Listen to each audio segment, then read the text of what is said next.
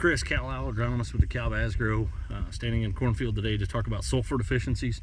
Sulfur deficiency has been showing up a lot more frequently the last couple of years.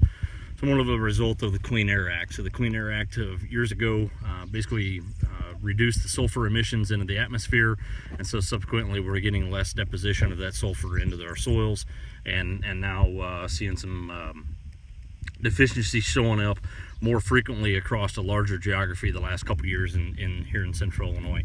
So you'll notice on some of these leaves, you'll see some of the striping on them, the yellow stripes up and down the corn leaves, and those basically that's the sulfur deficiency symptomology that's showing up. Could also be misdiagnosed as either manganese, magnesium, or even a zinc deficiency.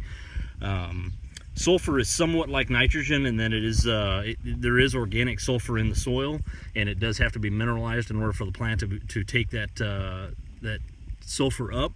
And sulfur is also very leachable in the soil, somewhat like nitrogen as well. So with the wet December that we had back at the end of closing out 2015, we could have leached a fair amount of our sulfur out of the soil down through the profile, and subsequently making the amount of available sulfur a little bit less this growing season here in 16. Generally going to show up on the lighter organic matter, tougher soils. You can see here I'm kind of on a hillside right now, and the symptomology is definitely showing up worse on this hillside versus you get down more into the flatter parts of the field. Couple things in regards to how much does a plant use and how would we get it on. So sulfur uses roughly a corn plant uses roughly a half a pound of sulfur per 10 bushel of corn. So if you think about a 200 bushel corn crop, you want to be thinking about the plant's going to be using up roughly 15 pounds of sulfur for that 200 bushel corn crop. As far as applications go, the best recommendation would be to get it on at or before planting time. There's a couple different ways we can go about that. My lead recommendation would be some ammonium thiosulfate being maybe thrown in with some liquid UAN, either in a pre-plant application or even being thrown in with some of the starter and mixed in with that starter at the planting application. Elemental sulfur could be thrown in the fall. I would say that's probably the best and easiest way to get in, but and maybe one of the better ways if you're not seeing some deficiencies in the field.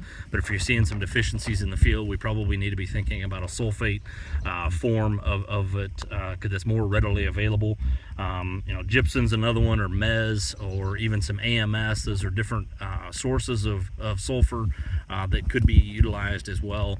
And again, that recommendation of somewhere a minimum of about 15 pounds to the acre, all the way up to maybe some of the coarser soils or the lower organic matter soils, or soils we're seeing a fair amount of deficiency on, 25 or 30 pounds could be the upper limit as to what we need to apply on those in a year.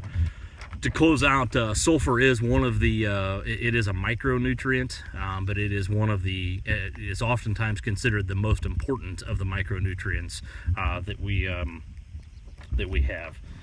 With that, I'll close out today. Hope all is doing well, and have a good day.